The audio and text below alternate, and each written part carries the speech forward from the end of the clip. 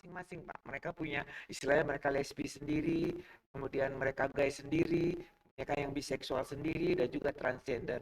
Tapi mereka disatukan satu organisasi. Jadi kalau di dunia itu mereka punya organisasi yang disebut dengan komunitas pelangi, Pak.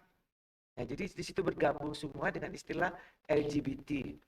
Nah, LGBT ini sebenarnya dalam segi kesehatan itu adalah suatu perilaku yang seksual yang menyimpang, artinya menyimpang.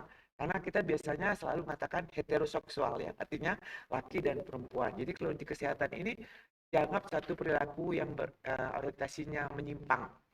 Nah, sejauh dia tidak punya artinya dampak, mungkin kesehatan tidak mengatakan apa-apa karena dia orangnya juga tidak nampak di permukaan, Pak. Tapi yang justru kita ketemui adalah ketika mereka sudah jatuh di dalam penyakit HIV/AIDS atau penyakit meningitis. Jadi salah satu dampak di kesehatan itu adalah yang pertama karena mereka melakukannya adalah seksual, mohon maaf bukan ini tapi ini yang ya, segi medis ya Pak. Jadi seksual yang kita sebut pertama dari orogenital. Artinya mereka memakai mulut ya Pak ya, mulut. Dan yang kedua mereka memakai anal genital, artinya memakai anus. Jadi karena itu paling sering sekali kejadian adalah mereka kanker. Jadi kanker pada mulut dan juga kanker pada dubur. Itu yang paling sering ya Pak.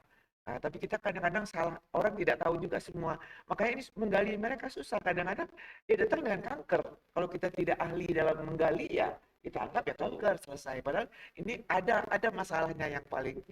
Nah, kemudian setelah itu dia akan bisa menjadi meningitis, artinya radang pada selaput otak karena infeksi itu sudah dalam darah akhirnya larinya ke selaput otak. Kemudian dia juga banyak sering dia infeksi menular seksual karena itu dia tidak normal, tentu artinya laserasi dia luka-lukanya juga banyak, akhirnya jadi juga akhirnya mengakibatkan masuk kuman Pak.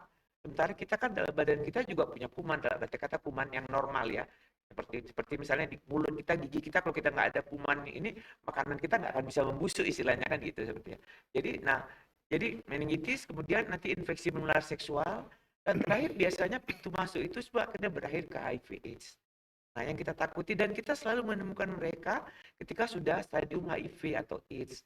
Ketika kita coba, karena dalam segi kesehatan kita begitu kita menjumpai satu kasus HIV, kita harus mencoba menggali sebenarnya faktor risiko dari mana dia dapat. Seperti tadi mungkin heteroseksual, tapi mungkin karena sering ke tempat PSK ya, tempat-tempat wanita itu.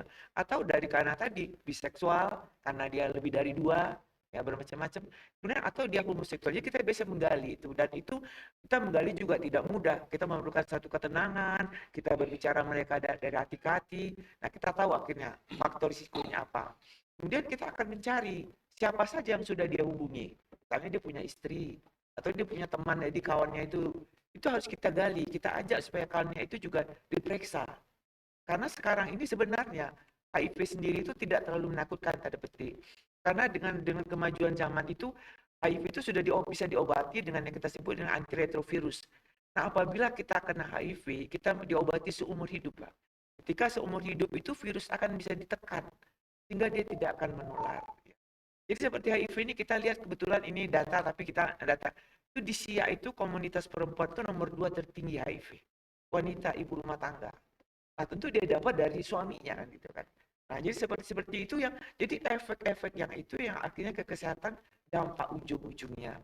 Nah, tetapi secara dampak pun kalau mereka tidak ada infeksi menular, biasanya LGBT itu ada kelainan jiwa, artinya sakit mental. Dia biasanya akan depresi, artinya seperti tertekan ya, karena dia sebenarnya pada dasarnya juga mungkin juga tidak suka dengan sifat dia seperti itu. Mungkin ada ketika suatu hari orang di bawah sadar itu dia menyesal atau tidak suka, jadi biasanya depresi, banyak yang akhirnya bunuh diri, kemudian banyak yang lari ke narkoba Pak ya, ke narkoba karena untuk menghilangkan keresahan itu larinya ke narkoba. Jadi seperti itu juga dampaknya akhirnya ke gangguan mental. Saya kira